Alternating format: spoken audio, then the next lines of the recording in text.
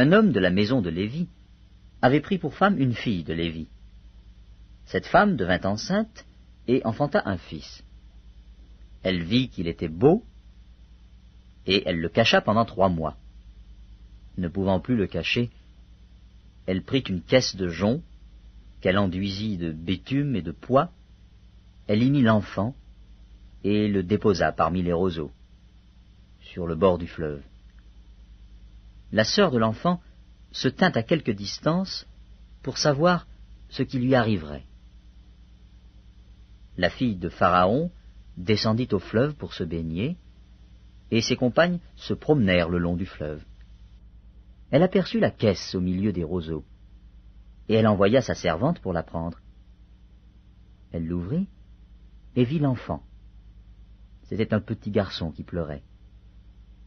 Elle en eut pitié et elle dit, « C'est un enfant des Hébreux. » Alors la sœur de l'enfant dit à la fille de Pharaon, « Veux-tu que j'aille te chercher une nourrice parmi les femmes des Hébreux pour allaiter cet enfant ?»« Va, » lui répondit la fille de Pharaon. Et la jeune fille alla chercher la mère de l'enfant.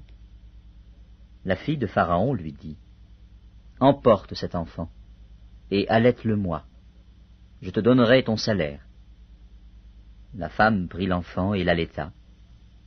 Quand il eut grandi, elle l'amena à la fille de Pharaon, et il fut pour elle comme un fils. Elle lui donna le nom de Moïse, car, dit-elle, je l'ai retiré des eaux. En ce temps-là, Moïse, devenu grand, se rendit vers ses frères, et fut témoin de leurs pénibles travaux. Il vit un Égyptien qui frappait un Hébreu d'entre ses frères. Il regarda de côté et d'autre, et, voyant qu'il n'y avait personne, il tua l'Égyptien et le cacha dans le sable. Il sortit le jour suivant, et voici, 2 Hébreux se querellaient. Il dit à celui qui avait tort, « Pourquoi frappes-tu ton prochain ?» Et cet homme répondit, « Qui t'a établi chef et juge sur nous? Penses-tu me tuer comme tu as tué l'Égyptien ?» Moïse eut peur et dit, « Certainement la chose est connue. » Pharaon apprit ce qui s'était passé, et il cherchait à faire mourir Moïse.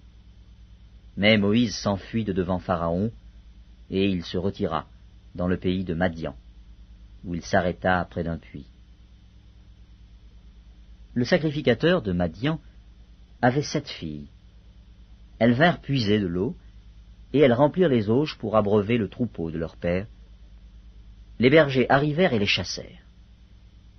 Alors Moïse se leva, prit leur défense, et fit boire leur troupeau. Quand elles furent de retour auprès de Réuel, leur père, il dit, « Pourquoi revenez-vous si tôt aujourd'hui ?» Elles répondirent, « Un Égyptien nous a délivrés de la main des bergers, et même il nous a puisé de l'eau et a fait boire le troupeau. » Et il dit à ses filles, « Où est-il? Pourquoi avez-vous laissé cet homme? Appelez-le, pour qu'il prenne quelque nourriture. » Moïse se décida à demeurer chez cet homme, qui lui donna pour femme Séphora, sa fille.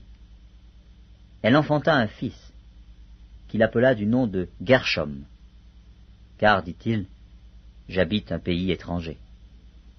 Longtemps après, le roi d'Égypte mourut, et les enfants d'Israël gémissaient encore sous la servitude, et poussaient des cris.